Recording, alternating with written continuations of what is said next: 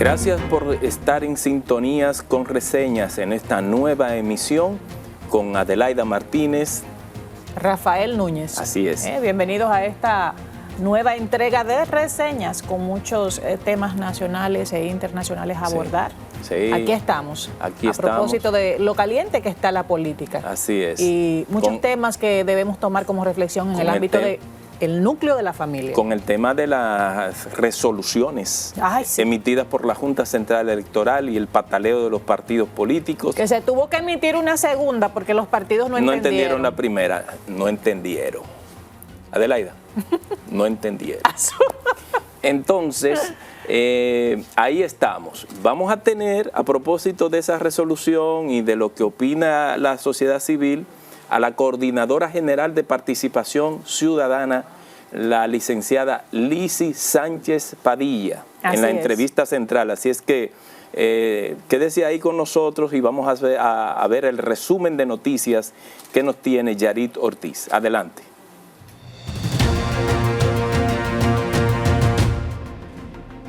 Porque si formas un tabernáculo ¿Qué tal, amigos de Reseñas? Bienvenidos a otro resumen de noticias. El Ministerio de Salud Pública cerró el Centro de Terapias Neurocognitivas y Psicopedagógicas Coglan tras un escándalo de falsificación de títulos de su directora Elizabeth Silverio. La clausura fue llevada a cabo por las áreas de habilitación y acreditación y la Dirección Jurídica de Salud Pública, realizado tras una investigación por Nuria Piera. En otro orden, la Oficina de Atención Permanente del Distrito Nacional dictó 3 meses de prisión preventiva contra Luis Antonio Brito Troncoso, uno de los implicados en el asalto en una discoteca de Insanchenaco, en el que falleció el joven Joshua Omar Fernández. Mientras que en el ámbito político, Francisco Javier García renunció como jefe de campaña de Abel Martínez y el Partido de la Liberación Dominicana, posición que ocupó desde octubre de 2022. La carta de renuncia fue dirigida a Abel Martínez en su condición de candidato presidencial del PLD. Por otro lado, el Pleno de la Junta Central Electoral rechazó las solicitudes de reconocimiento de 46 organizaciones políticas en formación por no cumplir con los requisitos que establece la Ley 33-18 de partidos, agrupaciones y movimientos políticos. La Junta CE emitió la resolución 11-2023, donde comunica la decisión a las organizaciones que mediante instancias notificaron su intención de obtener el reconocimiento por parte del órgano electoral.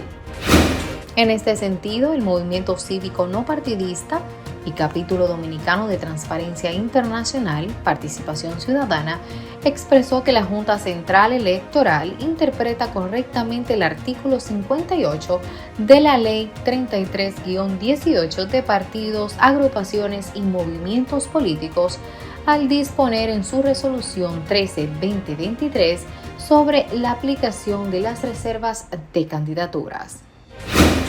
En otras noticias, la Comisión de Espectáculos Públicos convocó al CEO de Alofoque Media Group, Santiago Matías, para discutir los contenidos de sus programas en una reunión pautada para el miércoles 31 de mayo, misma que el influencer rechazó en un en vivo realizado desde sus plataformas de streaming.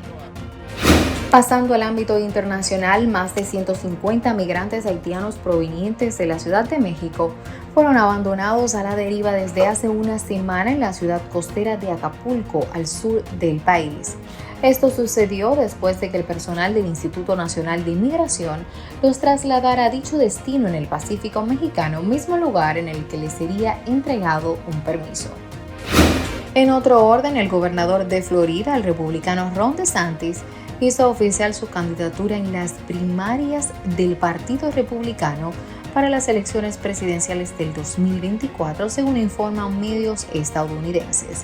DeSantis, de 44 años, ingresó la documentación requerida ante la Comisión Federal de Elecciones. Mientras que el Congreso de Perú aprobó el informe final de un caso que involucra al exmandatario Pedro Castillo y a los integrantes de su familia, a quienes culpan de formar parte de una presunta organización criminal y por ende recomiendan formular una acusación constitucional. Y en los deportes, el racismo se apodera de los estadios en España. El mediático caso del jugador de fútbol del Real Madrid, Vinicius Jr., quien ha sufrido insultos racistas en varios estadios, ha puesto sobre la mesa en España la cuestión del racismo. Si bien es cierto, son muchas las personas que en los últimos días han alzado la voz para afirmar que España no es un país racista, el problema es mucho más complejo. Organizaciones como SOS Racismo llevan años denunciando que el racismo está presente en el país de forma estructural, lo que queda en evidencia no solo en las agresiones particulares, sino en las que ejercen dentro desde las instituciones mediante la degeneración de prestaciones y servicios públicos. Hasta aquí el resumen de noticias. Yarid Ortiz para Reseñas. Rafael, hay un tema que ha movido a la sociedad a comentar. Yo no veo farándula, pero hay temas que se vuelven tendencia porque envuelven lo familiar, que nos deben mover a todos a reflexión, en especial a los que crían, a esos padres y madres que tienen en su hogar, a veces, ¿verdad?, no padre y madre, a veces está uno solo, que tiene que encargarse de criar a ese muchacho o a esa muchacha. Y llega esa etapa tan difícil que es la adolescencia. Y de la adolescencia, entre los 18 a los 20, es más difícil aún, porque esos muchachos se creen que se la saben todas, que pueden gobernarse. Pero estamos, y ya yo creo que la gente sabe de qué tema vamos a hablar. El caso del doctor Nastra. No, yo no lo dije mal, él se apoda así, doctor Nastra. Así es. Y así se le quedó el apodo. Entonces al hijo le dicen el doctorcito. El involucramiento de su hijo en la muerte del joven Joshua. Qué pena, Dios mío.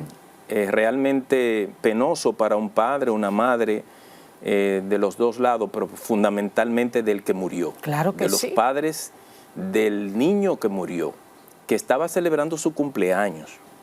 Fue a esa discoteca, o a ese bar, a celebrar tranquilamente. Yo vivía en ese sector, eso es tranquilo ahí, ahí no puede haber problema.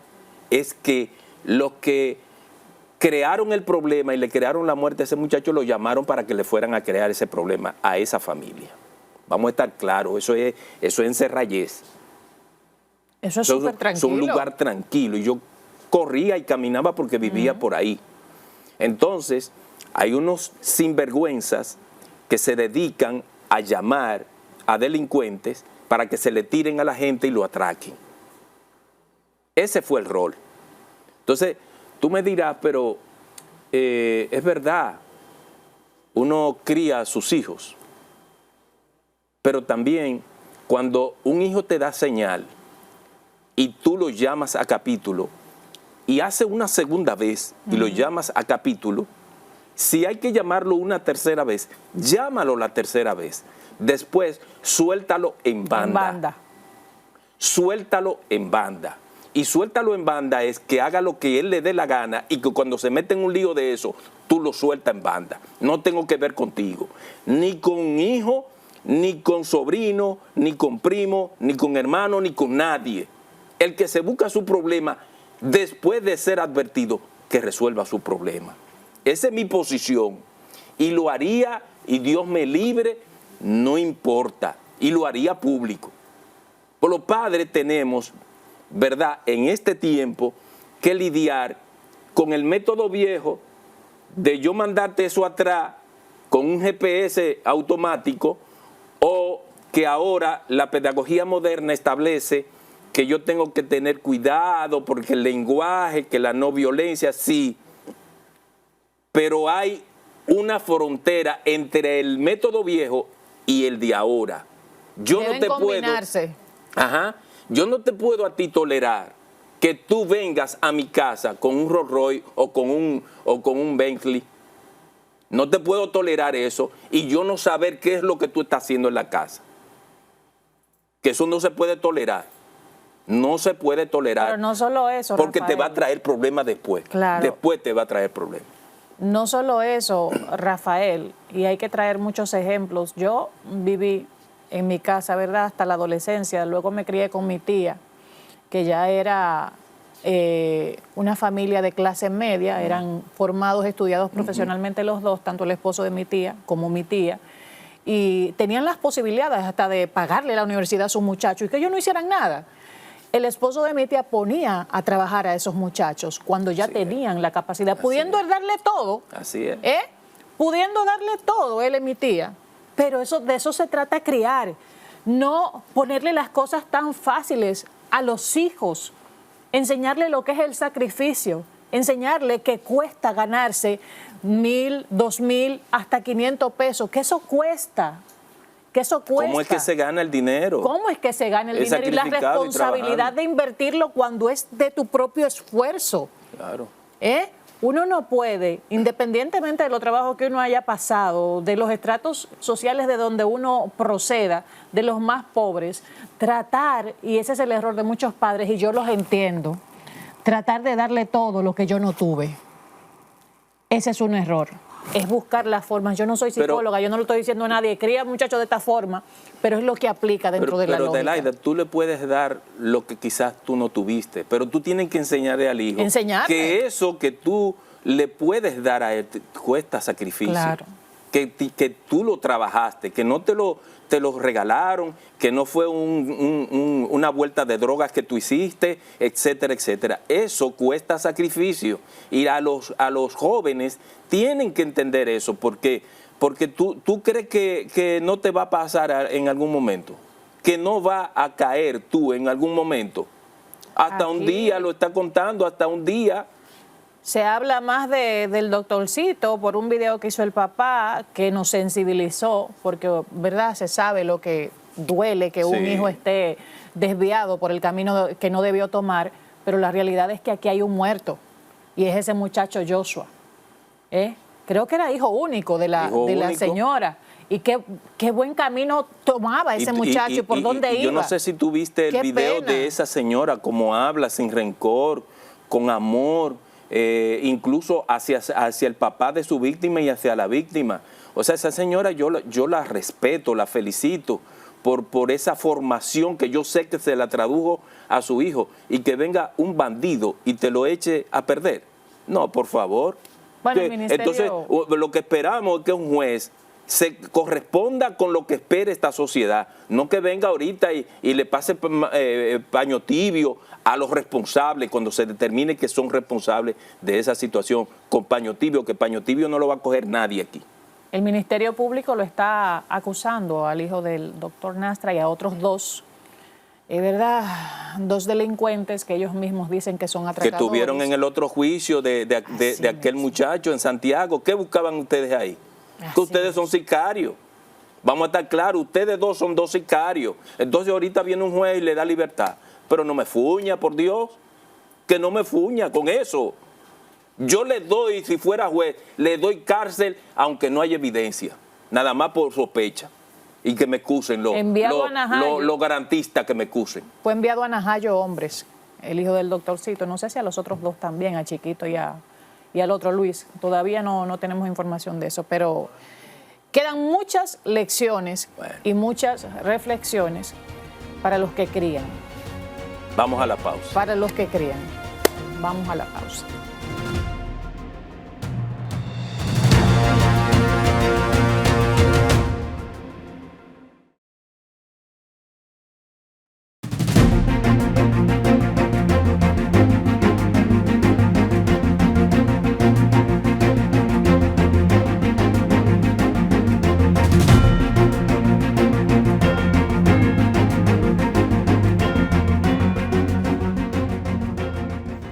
En la entrevista central de Reseñas damos la bienvenida a Nora Elizabeth Lisi Sánchez Padilla, coordinadora general de Participación Ciudadana, socióloga con formación en sostenibilidad y responsabilidad social, miembro fundadora de Participación Ciudadana, ha sido parte del Consejo Nacional y coordinadora de las comisiones de fortalecimiento institucional, de transparencia y de ética.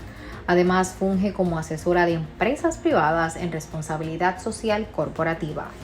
En Reseñas damos la bienvenida a Lizy Sánchez Padilla, Coordinadora General de Participación Ciudadana. Bien, estamos aquí de nuevo con ustedes en la entrevista central, engalanado en esta entrega de reseñas con la licenciada Lizy Sánchez Padilla, Coordinadora General de Participación Ciudadana. Un buen plato tenemos, Adelaida, sí, hoy. Qué bueno tener sobre todo una mujer en este espacio. Claro, bienvenida. Muchísimas Bienvenida, gracias, gracias por la invitación. Bueno, pues con usted. Hay muchos temas, Rafael. La política está caliente, sobre todo en el ámbito, ¿verdad?, de los que tienen que ser árbitros, de los que tienen que regular para que haya una transparencia, integridad y participación igualitaria en el sistema de partidos. Sí.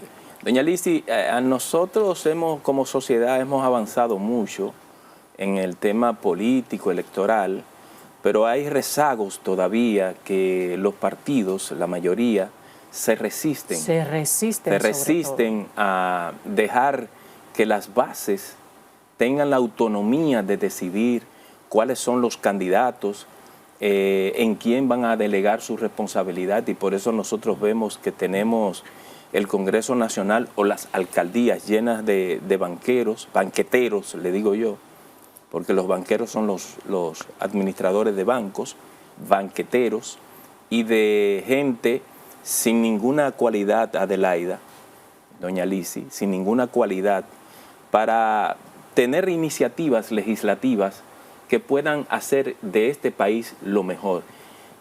¿Cuál es el rol de Participación Ciudadana y qué es lo que ha hecho Participación Ciudadana para que avancemos un poco? Que la sociedad ya le reconoce a Participación Ciudadana ese papel tan importante. Sí, nosotros desde el nacimiento de la institución, hace casi 30 años, nosotros nos propusimos luchar por el fortalecimiento democrático. En el 96, si usted recuerda, tú no, porque... No crea, doña Lizy, no me subestime. Estaba en Puerto Plata dando carpeta ya en el 96. Sí, pero no te puedes acordar. Teníamos una situación donde los fraudes eran a la orden del día, aquello de los palitos. La contadera por palitos de los votos. Y el robo de urnas. Entonces, un grupo de personas preocupadas con esa situación y queriendo que el país avanzara en el fortalecimiento de la democracia, se reunieron y yo estaba entre el grupo inicial que formó la institución. Yo estoy desde el principio en Participación Ciudadana. Y el objetivo es fortalecer la democracia, luchar contra la corrupción y la impunidad que tanto trabajo da, y fortalecer las instituciones del país. Entonces, ese es el principal rol de nosotros. Y creo que hablábamos ahorita de cómo nosotros desde Participación hemos contribuido a ese fortalecimiento. Hemos hecho 18 observaciones electorales y 17 conteos rápidos. Los conteos rápidos nuestros han sido tan exactos que hubo un presidente de junta que dijo que parecía un reloj suizo, porque era menos, la diferencia con los resultados de la junta era menos de un 1%. Wow. Y con esos conteos contribuimos a que en algún momento que pudo haber una situación difícil porque era una votación muy pareja, con muy poca diferencia, y el hecho de que nosotros hiciéramos el conteo rápido contribuyó a que esa situación no fuera más allá y se resolviera de una vez. Cuando los candidatos vieron los resultados de Participación Ciudadana, dijeron, ok, esos son los resultados. Esa acreditación que ustedes se han ganado por su trabajo, su labor muy independiente, le da a ustedes el aval para poder participar como dice su nombre, en la discusión, en lo que es el debate de los temas tan trascendentes en los partidos políticos. Ahora mismo la Junta Central Electoral acaba de emitir 2 resoluciones. La primera, que trató de regular lo que es el porcentaje de elección a nivel de en los partidos políticos, a lo interno, cosa que fue protestada en las reservas de las candidaturas. En las reservas de las candidaturas, sí.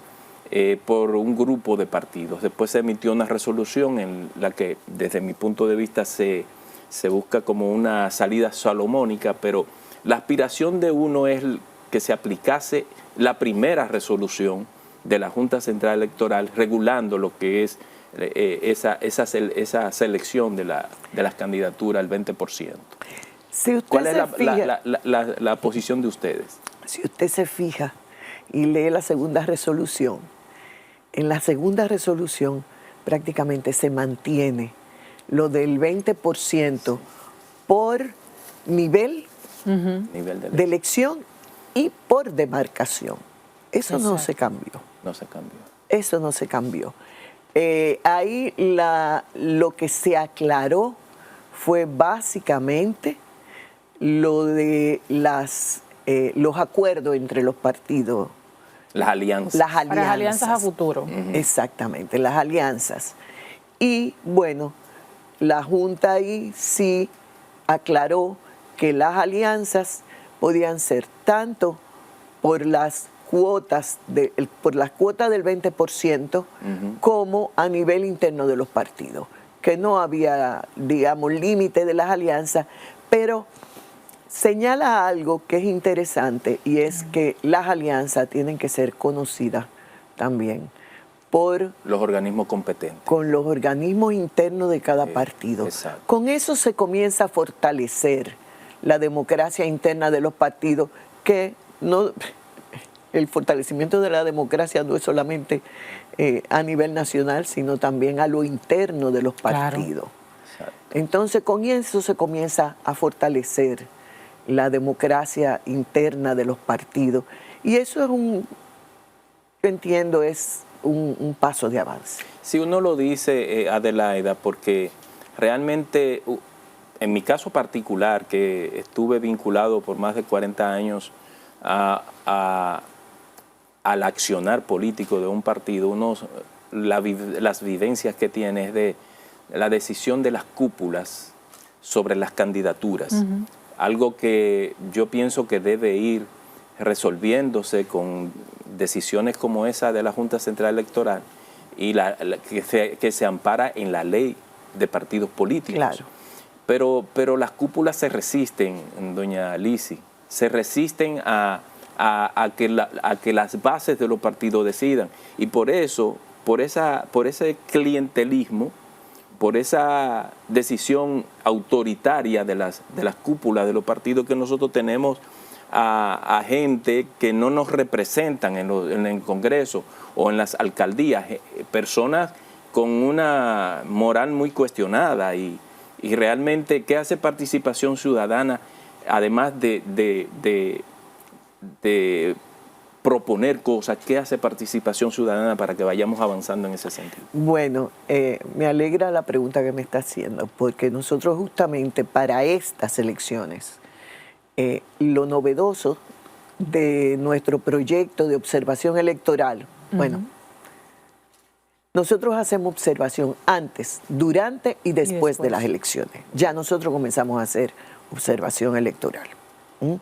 Y como parte de ese proyecto de observación electoral, lo novedoso que tenemos es que estamos en conversación con una serie de instituciones de la sociedad civil también, para poder ir dándole seguimiento a los precandidatos y a los candidatos luego de cada partido y de cada nivel de elección. ¿Por qué? Para evitar justamente, tratando de ser crear un sistema de contención, de manera que los partidos se vean forzados Para que no se salgan del carril. Y se vean forzados a elegir a candidatos que no sea por la cantidad de dinero que tienen o que aportan, sino a elegir candidatos probos. Nosotros vamos a dar un estrecho seguimiento a cada uno de los candidatos y vamos a dar la información de los hallazgos. Pero eso está difícil. Es lograr difícil, eso está difícil. pero vamos a hacer el intento. Vamos a dar los primeros pasos para que la población conozca quiénes son sus candidatos, qué han hecho sus candidatos por ellos. Si quieren reelegirse, ¿qué han hecho por su demarcación? Entonces, nosotros estamos proponiéndonos junto con otras organizaciones a nivel nacional de poder hacer ese seguimiento a cada uno de los aspirantes, tanto a nivel municipal como congresual. En esto de la resolución de la Junta Central Electoral, 2 resoluciones porque tuvo que explicársele a los partidos para que pudiesen entender. Leí un artículo de Marisol Vicens. Buenísimo. Buenísimo, muy bueno. Lo retuiteé también. Sí. En esto lo que uno percibe es que los partidos no entendieron la resolución, porque tuvo que emitirse una segunda, ratificando, como usted dijo y como nos lo han explicado a nosotros, la primera resolución con un antecedente del Tribunal Superior Electoral, de la reserva aquella. De la cuota de la mujer. Exactamente. Es la misma situación. De no trabajarse, por ahí mismo venía, que a veces la ciudadanía no entiende por qué se hacen estas cosas y por qué los partidos patalean, principalmente los de oposición. Hay 2 sectores que se perjudican mucho de no salir resoluciones como estas. La mujer y la juventud dentro de esa militancia interna de los partidos. ¿Qué habría que hacerse para que esto sea aún más fortalecido a futuro cuando los políticos son los que hacen las leyes en torno a eso? Sí, esa es una de las situaciones, ¿verdad? A veces son males necesarios, porque indiscutiblemente son los partidos políticos y los políticos los que van al Congreso, y el Congreso es quien toma hace las leyes. Entonces, nosotros desde la sociedad civil lo que tenemos que hacer es servir de presión, porque el logro del 40% de las mujeres es un logro. Claro. No es lo suficiente, porque nosotros somos ya más del 50% de la población, pero al menos hemos ido caminando. Desde las sufragistas, que el otro día se cumplieron 100 años, hasta nuestros días, es mucho lo que hemos avanzado y lo que se ha logrado, pero es sobre la base de una lucha titánica desde la sociedad civil y de lograr presionar y presionar hasta que se van logrando las cosas poco a poco. Son procesos. Eso es así. A veces quisiéramos que las cosas fueran en lo inmediato. Sí. Pero eso sistémico no se desmonta tan rápido. Yo pienso que no, es difícil. Es muy difícil. Pero se logra. Sí. No nos podemos cansar. Así es. Y no se pueden cansar, y además la presión de instituciones como Participación Ciudadana u otras que también existen, que en ese sentido, que puedan ventilar cosas como esta, lo que ocurrió con estas 2 resoluciones, que hubo una presión de 13 partidos políticos que se resistían, y uno sabe a qué que se resisten. Claro. Es que hay partidos que no deben existir, que solo existen las siglas. Yo creo que el sistema político dominicano lo que hace es purificarse cuando esos partidos dejan de existir, porque no tienen razón de ser. Ellos, si no es pegado a los partidos mayoritarios, no existen, porque no existen. Buscando un pedazo del pastel. Y siguen formándose más partidos. ¿Qué usted cree de eso? Se rechazaron 46. Y hay de la Junta Central Electoral. Exactamente. Quedan 100 y tantos. Pero la Junta no puede hacer nada, es la ley. Tienen que cumplir con la ley. Sí, realmente puede mover hasta risa, ¿verdad? Hay los nombres, que cuando uno ve los nombres de esos partidos, uno dice, pero de momento yo voy a querer formar el partido de la familia Roque Sánchez, que son mis hijos, ¿verdad? Para beneficio propio. Eso es una barbaridad. realmente. Doña Lizzy, nosotros quisimos salir a la calle y buscar la opinión de un especialista constitucional, Cristóbal Rodríguez. Excelente especialista. Muy bueno, Exacto. Cristóbal. Vamos a ver qué dice él respecto a la resolución primera de la Junta y la interpretación que hizo la Junta Central Electoral respecto a la ley de partidos políticos en esa materia. Adelante. De lo que se trata es de que las discrepancias, que son legítimas, que son necesarias, que son saludables para el robustecimiento de la democracia, tienen canales para ser dirimidas, y que lo que debe procederse es a la utilización de esos canales, no a la descalificación y a la puesta en entredicho anticipada de la imparcialidad de la Junta Central Electoral, que es el discurso que se está sembrando. Es decir, los militantes tienen derecho a tener privilegios sobre los no militantes al momento de competir para las designaciones a cargos de elección popular por parte de los partidos. Deben tener ese privilegio, porque eso afianza los niveles de lealtad y de fidelidad de la militancia para con el partido. Cuando de fuera pueden venir a echar a los de dentro sin límites, ¿a dónde queda la lealtad del militante o de los dirigentes para con el partido? En ninguna parte. Ahí está, muy buena posición la participación de Cristóbal, claro. Un aspecto que él señala, Adelaida. Y que ayuda a entender muchas cosas. ¿Qué lesiona todo esto? Es a nivel interno, sobre todo. Es que uno lo ha visto, que llega un don Juan que vivía en los Estados Unidos, viene forrado de dinero que uno no sabe de dónde lo sacó, compra una candidatura a diputado o una candidatura a senador, pasa sin problema porque con dinero se resuelve. Qué pena. ¿Qué le parece? Bueno, eso lo que hace puede dar al traste con el mismo partido político, porque su militancia se va decepcionando y se va saliendo. Exacto.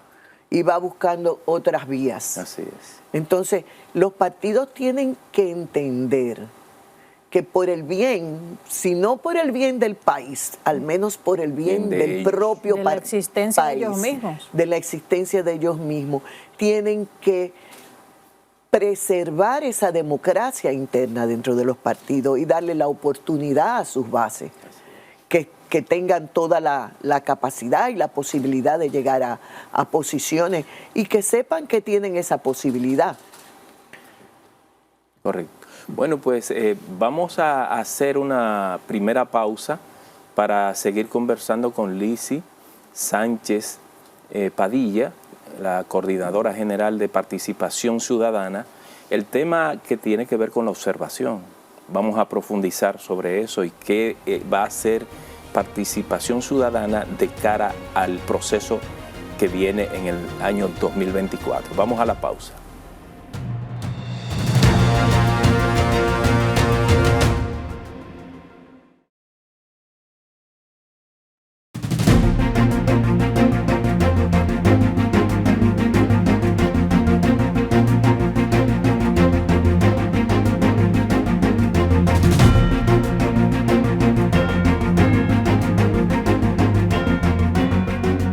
Gracias por continuar con reseñas.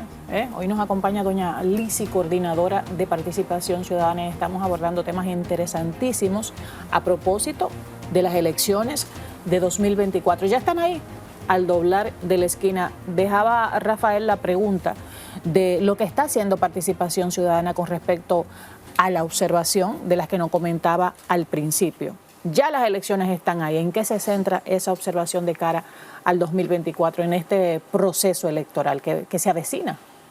Sí, como yo les decía, nosotros en Participación Ciudadana, el proyecto de observación electoral comienza ya. Ya comenzó. Nosotros hicimos una nota de prensa denunciando, hablando del uso de los recursos del Estado. Y de la campaña a destiempo. Entonces nosotros ya comenzamos a hacer observación electoral. La hacemos antes, durante y después. De manera que seamos sirvamos de mecanismo de denuncia sobre las acciones que van en contra de lo que dice la ley y de las resoluciones de la Junta Central Electoral. Entonces, ese es el trabajo de nosotros en este momento como proyecto, es una parte de lo que hacemos, como proyecto de la observación electoral.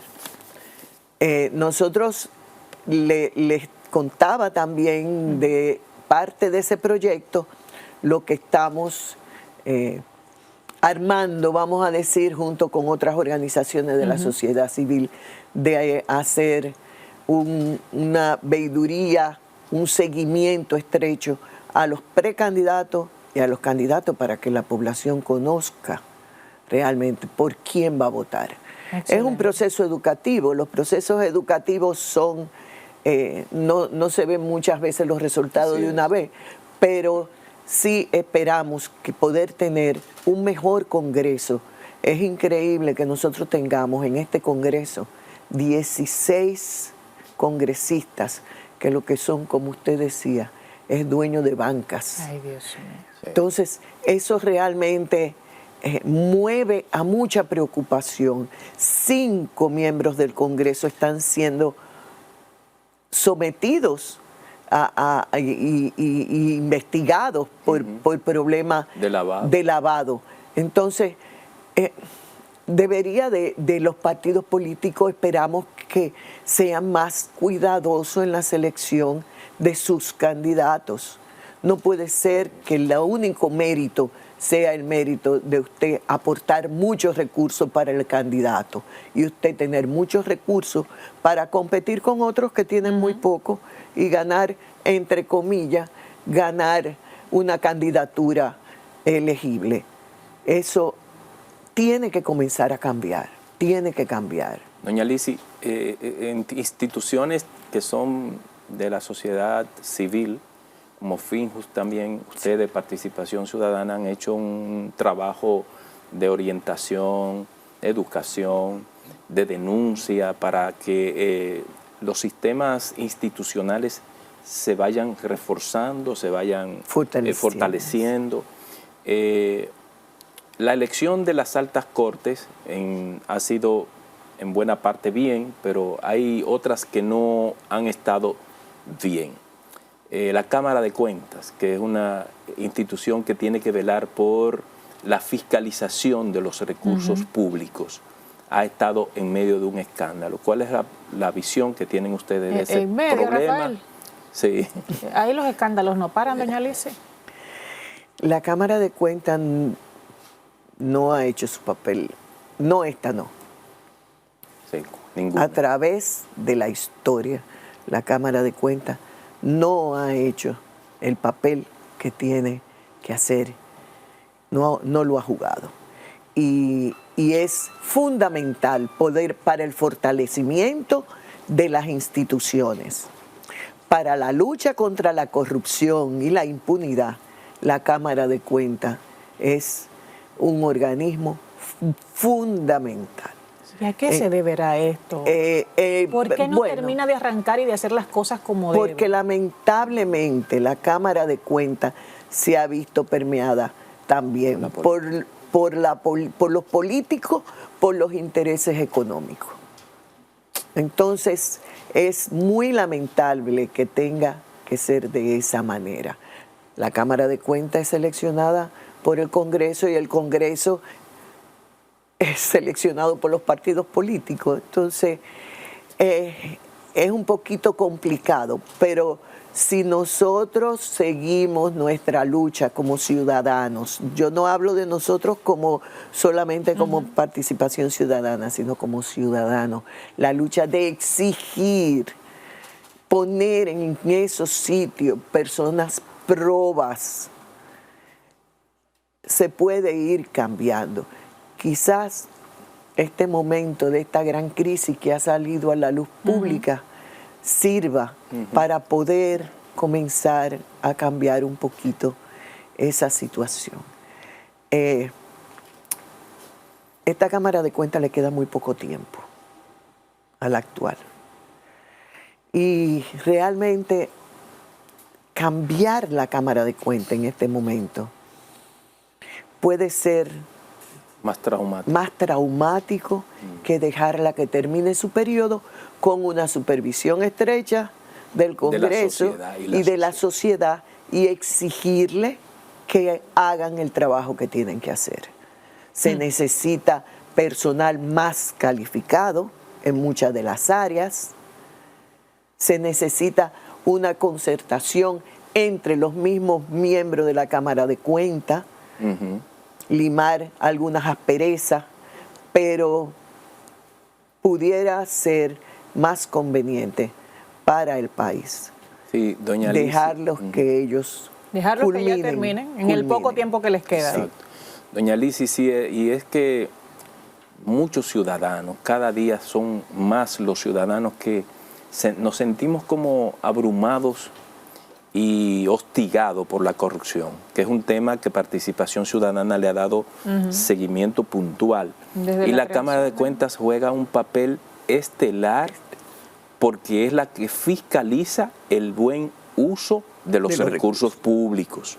Entonces, si la Cámara de Cuentas ella misma no tiene la calidad, las cualidades, las condiciones y la madurez para hacer su trabajo, ¿en qué que se va a basar las instituciones judiciales para judicializar casos que evidentemente es lo que ha pasado en este país, que se lo han robado, doña Alicia? Sí, lamentablemente así ha sido. Entendemos que a pesar de eso, muy a pesar de eso, si bien es cierto que los resultados de auditoría que debe emitir la Cámara de Cuentas y que deben salir desde la investigación de la Cámara de Cuentas sirven para los casos que están siendo judicializados, no es el único, parecería ser que no es la única vía, que a pesar de eso, el Ministerio Público tiene otras vías para poder continuar con esos casos. Ahora, indiscutiblemente, lo de la Cámara de Cuentas es sumamente importante. Y es importante mediáticamente también. Sí, sí. Y yo creo también que hasta para los mismos presidentes que asuman, ¿verdad?, el mando de la Nación de República Dominicana, como se hizo con el ejemplo, ¿verdad?, de el Poder Procuraduría General, se puso ahí a una mujer independiente, que no tiene que ver con política, que lo ha demostrado. Tendría que hacerse esto mismo con la Cámara de Cuentas para uno poder, ¿verdad?, confiar y que arranquen las cosas como deben, en un órgano tan importante a la hora de disminuir un tema como la corrupción. Sí, sí, tú tienes toda la razón y eso es por lo que nosotros propugnamos. La justicia, la Procuraduría está en manos de una procuradora que tiene todo un historial de seriedad y de dignidad en su vida. Así es. Y eso ha sido fundamental. Sin embargo, todavía nos falta, porque el día que algún presidente se le ocurra poner otro procurador, lo puede hacer. Que no se corresponda con esa línea. Exactamente. Entonces, ella es independiente. Hay muchos fiscales que son independientes, pero la justicia no es independiente de manera formal. Entonces, se requiere como de todas maneras buscar, presionar para lograr una justicia realmente independiente, que no importa qué ejecutivo venga o cuál se vaya, esa justicia tiene que seguir siendo independiente como hay en otros países. ¿Cómo se procuraría eso? Porque uno pensó que cuando se creó el Consejo Nacional de la Magistratura, uno creyó en el 96 que eso un poco resolvía el tema o avanzábamos en eso. Resulta que después el Consejo Nacional de la Magistratura se le ocurrió a alguien que es abogado incluir al Procurador General de la República para una situación determinada coyunturalmente, ¿verdad? Y entonces ahora resulta que todavía seguimos con debilidades, doña Alicia. Bueno, habría que revisar la ley. Exacto. Habría que revisar la ley Y para subsanar ese tipo de situación. sí, Y garantizar que ese procurador o procuradora que se elija a futuro, pues, ¿verdad? porque también tenga esa independencia real.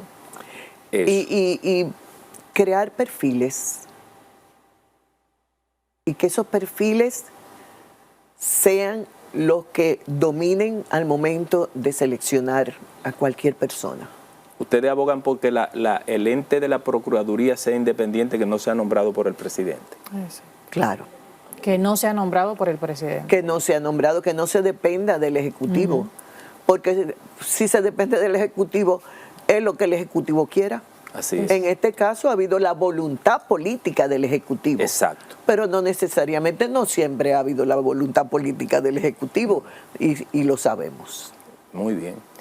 El tema del fiscal electoral, Rafael, que lo teníamos en carpeta. Que se va a poner por en ahí. funcionamiento en las elecciones próximas, el del fiscal electoral. ¿Ustedes favorecen eso? Sí, claro, claro, es fundamental para los delitos electorales. Hay delitos electorales y es el fiscal electoral que tiene que velar porque se cumpla con los reglamentos y las leyes respecto a los delitos electorales. Entonces nosotros esperamos que en poco tiempo se pueda contar con un fiscal electoral. Ya creo que el tiempo amerita Sí, sí. que se sí, defina sí. quién debe ser o quién será el fiscal Porque electoral es que o la fiscal ocurren electoral. cosas terribles en esos recintos y colegios electorales, Ay, sí. en donde hay violaciones a la ley electoral, al mismo proceso como tal, y todo se queda, muertes de personas en eso, alrededor de los recintos, y el muerto con tierra tiene, y eso se quedó porque es un proceso electoral. Yo creo que el fiscal electoral viene a resolver un tema de empoderamiento para que esos delitos no queden impunes. Y antes de las elecciones también suceden casos Sí, claro. Sí, y de violación a la ley, exacto. a la ley electoral. Como ahora mismo que hay una Entonces, campaña electoral antes de la claro, fecha. claro. Bueno, pues muchísimas gracias, nunca licenciada Lizy Sánchez Padilla, directora general de Participación Ciudadana, coordinadora general de Participación Ciudadana. De verdad hemos tenido una conversación muy interesante con usted sobre los temas de futuro, los temas del país. Así que muchísimas gracias por estar con nosotros. Gracias, doña Lizy, por arrojar luz sobre todo con este tema de las reservas, Sí. que vienen a lesionar a nivel interno de los partidos a esa militancia que ha guayado la yuca en buen dominicano para postularse algún día a un puesto, ¿verdad? Y vienen después esa cúpula y por el dedo, no, este es el que va, aquella es la que va. Eso es necesario cambiarlo. Así es. Así es. Gracias a ustedes por la invitación.